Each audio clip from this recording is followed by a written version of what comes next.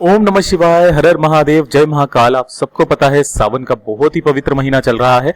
मेरे देव आदिदेव महादेव की कृपा सदैव आप भक्तों पर यूं ही बनी रहे। आपकी सारी मनोकामनाएं इस सावन के महीने में पूरी जरूर हो।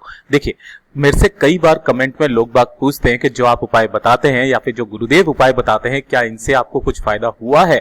तो अगर उन व्यक्तियों को शिव तत्व का सबूत चाहिए ना, तो एक बार इस वाले उपाय को करके जरूर देख लीजिएगा। लौंग के भोग वाला उपाय। अगर आपके जीवन में कर्ज बहुत ज्यादा बढ़ गया है, लोन हो चुका है, चुका ही नहीं पा रहे हो, काफी ज्यादा समस्या आ रही है, या फिर कहीं से भी आपको धन नहीं मिल रहा है, ना ही व्यापार अच्छा चल रहा है, ना ही नौकरी लग रही है, अगर धन से संबंधित और कर्ज और लोन से संबंधित चाहे वो कितना भी बड़ा कर्जा क्यों ना हो, चुकेगा जरूर। मात्र आपको छोटा सा उपाय करना है, ये लौंग के भोग वाला उपाय। पूज्य गुरु जी की कथा से सुन करके और समझ करके पूरे उपाय को बड़े ही विस्तार से बताऊंगा, परंतु उससे पहले आप सबसे एक छोटी सी गुजारिश करूंगा कि जो लोग पहली बार आए हैं, चैनल को सब्सक्राइब जरूर करना और वीडियो को लाइक करके महादेव जी का कोई सा भी प्यारा नाम कमेंट बॉक्स में लिखना मत भूलिएगा। और मैं उन सभी भक्तों को ये चीज और बोलूंगा कि एक बार इस उपाय को करके देखना, आपको शिव तत्व का सबूत आंखों देखा मिल जाएगा। इस पूरे वीडियो के अंदर मैं आपको 3 महा उपाय ऐसे बताने वाला हूं जो कि आपको शिव तत्व का सबूत भी देंगे। आपकी जो भी धन की समस्या होगी वो खत्म जरूर हो जाएगी, चाहे आपके पास किराया तक देने के पैसे ना हो ना, इतना सा उपाय कर लेना बस आप। सबसे पहले बात कर लेते हैं पहले वाले उपाय की तरफ।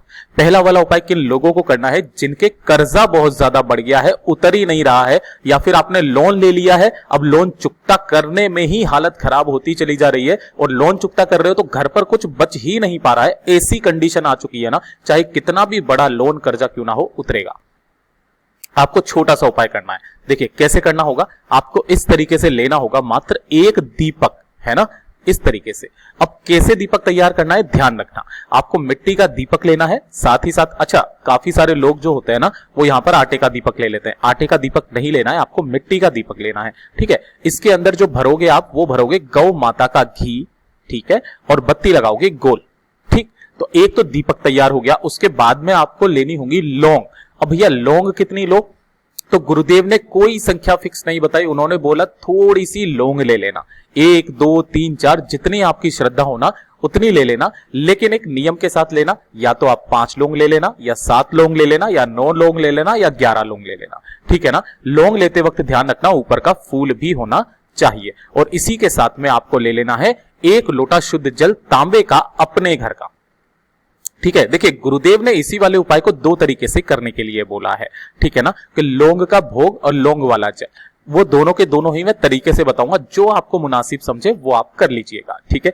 अब देखिए ध्यान से, इसी के साथ आपको मीठी भात बनानी होगी। मीठी भात कैसे बनती है आप सबको पता है, थोड़े से चावल लेना, उन्हें उबालना, उसी के अंदर घी और चीनी डाल देना, बस थोड़ा सा। तो जब आप उन्हें उबालोगे ना, तो इस तरीके से मीठी भात बन जाएगी, ठीक है ना। तो ये बना लेना आप। अब ध्यान से देखना, जब भी आप मीठी भात बनाओ ना, तो आप इसके अंदर ही वो जो लौंग आपने लिए है ना, वो लौंग इसके अंदर डाल देना, ठीक है। ये डाल दिया। अब इन सभी चीजों को लेकर के पहुंचना महादेव जी के मंदिर शिवलिंग के पास में, ठीक है। जब आप यहां पर पहुंचेंगे तो सबसे पहले आपको करना क्या है, जो आपने एक मिट्टी का दीपक गाय के घी का तैयार किया है ना, उस गाय के घी का दीपक आपको यहां पर जड़ों के पास में बिल्कुल वटकेश्वर महादेव जी के नाम से लगा देना है। नाम यहां लिख देता हूं मैं, वटकेश्वर महादेव जी का। कर्ज मुक्ति या लोन से संबंधित जितनी भी परेशानियां है ना, तो वटकेश्वर महादेव जी का स्मरण किया जाता है। एक दीपक आपने लगा दिया। उसके बाद में जो आपने मीठी भात बनाई है ना, इस मीठी भात को आपको यहां जड़ों में इसका भोग लगाना है, ठीक है ना। यहां भोग लगा देना, और उसी के ऊपर आपको 1 लोटा शुद्ध जल मेरे देव आदिदेव महादेव जी के, वटकेश्वर महादेव जी के नाम से इसी भोग के ऊपर आपको चढ़ा देना है। ये चढ़ा दिया। अब दूसरा क्या काम बताया था गुरुदेव ने, कि अगर आप मीठी भात भी ना बना पाओ ना, और आपको मेरे शिव पर भरोसा हो, तो आप क्या करना कि जो आपने लौंग ली है उसे इसी लोटे के अंदर ही डाल लेना, और फिर उसके बाद में ये लौंग वाला जल ही आप मेरे देव आदिदेव महादेव जी को, वटकेश्वर महादेव के नाम से समर्पित कर देना। मेरा बाबा इतने में ही आपकी सुन लेगा, चाहे कितना भी बड़ा कर्जा क्यों ना हो, चाहे चुकता नहीं हो रहा है, कुछ भी नहीं हो रहा है ना, मात्र एक बार इस उपाय को कर लेना, आपके बड़े से बड़ा कर्जा उतर जाएगा। एक नियम के साथ करना, हफ्ते में इस वाले उपाय को एक बार जरूर कर लेना। 2 से 3 बार अगर आप उपाय करोगे ना, आपके आय के नए स्रोत भी खुलेंगे, साथ ही साथ आपका कर्जा भी चुकेगा। जब भी आप हफ्ते में एक बार इस उपाय को करें ना, तो कोई सा भी एक दिन फिक्स कर लेना, या तो सोमवार का दिन फिक्स कर लेना, या फिर आप ऐसा कर लीजिए कि आपको कम से भी कम नहीं तो 3 से 4 प्रदोष ये वाला उपाय कर लेना, 3 से 4 मासिक शिवरात्रि ये उपाय कर लेना, सारा कर्जा उतर जाएगा। पहला उपाय खत्म। अब बात कर लेते हैं दूसरे उपाय की तरफ। दूसरा उपाय गुरुदेव का सबसे अचूक उपाय है। भैया इस उपाय को मत छोड़ देना। अगर आपके पास में बिल्कुल भी पैसा नहीं है, किराया तक देने का पैसा नहीं है, तो मात्र ये वाला एक उपाय कर लेना। 5 तिथियां बताई है गुरुदेव ने इस वाले उपाय को करने की। एक बताई है एकादशी, एक बताई है प्रदोष, एक बताया है सावन का सोमवार, एक शिवरात्रि और एक अमावस्या। जो भी व्यक्ति इन उपाय को कर लेता है ना, धन की हमेशा के लिए समस्या खत्म हो जाती है। अब ध्यान से सुनना। क्या, देखिए आप इन दोनों चीजों को तो जानते होंगे। एक हो गया ये शमी का पत्ता, जब आप पत्ता तोड़ते हो ना, तो ये पूरा जो गोले में मैंने बनाया है ये एक शमी का पत्ता है, ठीक है ना। और एक इस चीज को जानते होंगे जिसको बोलते हैं मंदार का पुष्प, है ना, मंदार का पुष्प।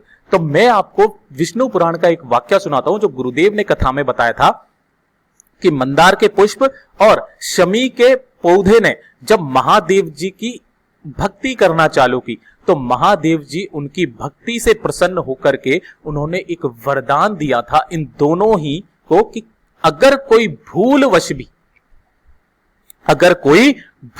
भी आपकी पत्ती को मेरी शिवलिंग पर समर्पित कर देगा ना, तो उसके जीवन में कभी भी धन की कमी मैं नहीं आने दूंगा। और ये वाली बात उन्होंने शिव पुराण के अंदर साफ लिखी हुई है।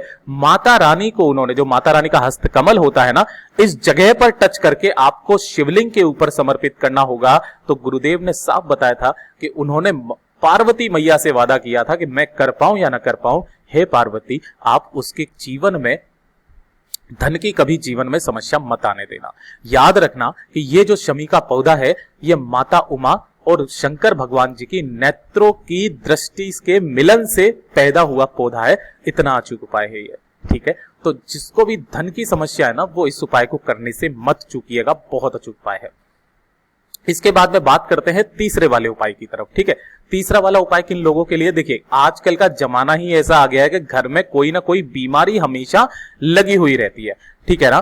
तो जब भी कभी अगर आपके परिवार में कोई व्यक्ति बहुत ज्यादा बीमार रहता है, छोटे छोटे से मौसम चेंजेस की वजह से ही अगर वो बीमार हो जाता है, काफी ज्यादा समस्या है, दिक्कत है, तो एक बार इस उपाय को कर लेना दी गई 5 तिथियों को, जो मैंने अभी अभी आपको बताया था, ठीक है। आप चाहो तो वापस से वीडियो सुन लीजिएगा। गुरुदेव के ये सभी उपाय बहुत ही अचूक है, आपको शिव तत्व का सबूत भी मिलेगा। मात्र आप एक बार उपाय करके तो देखिए। देखिए बीमारी के लिए आपको करना क्या होगा, आपके परिवार में जो भी व्यक्ति बहुत ज्यादा सेंसिटिव है ना, तो उसके लिए आपको ये उपाय करना होगा। आपको ऐसे करके आटे का दीपक तैयार करना है। जो भी आटा आपके घर में हो, चाहे जौ का आटा ले लेना, चाहे गेहूं का आटा ले लेना, कोई दिक्कत नहीं है। आटे का दीपक तैयार करना, और इसके अंदर जैसे कि आपने चित्र में देख रहे हो ना, केवल 2 ही बत्तियां लगी हुई है। आपको यहां पर 4 बत्तियां लगानी है, ठीक है ना। पहली ऐसे लगाना, दूसरी ऐसे लगाना, तीसरी ऐसे लगाना, चौथी ऐसे लगाना। चारों लगा दी आपने। उसके बाद में इसके अंदर आपको भरना होगा, आधा भरोगे इसे किससे, तिल के तेल से, है ना, तिल का तेल। और जो आधा भरोगे वो भरोगे सरसों के तेल से, सरसों का तेल।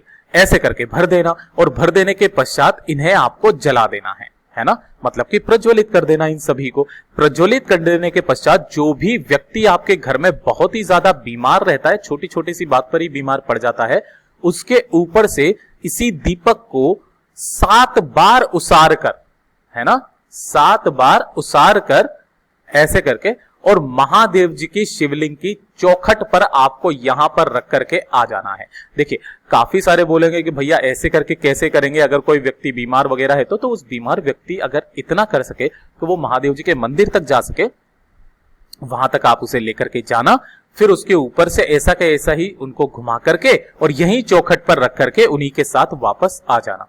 पूज्य गुरुजी ने कहा है कि मात्र आप एक बार इसे खास तिथि के दिन कर लीजिए, आपको दोबारा आने की जरूरत नहीं पड़ेगी। उस व्यक्ति के शरीर में सुधार आना शुरुआत करेगा।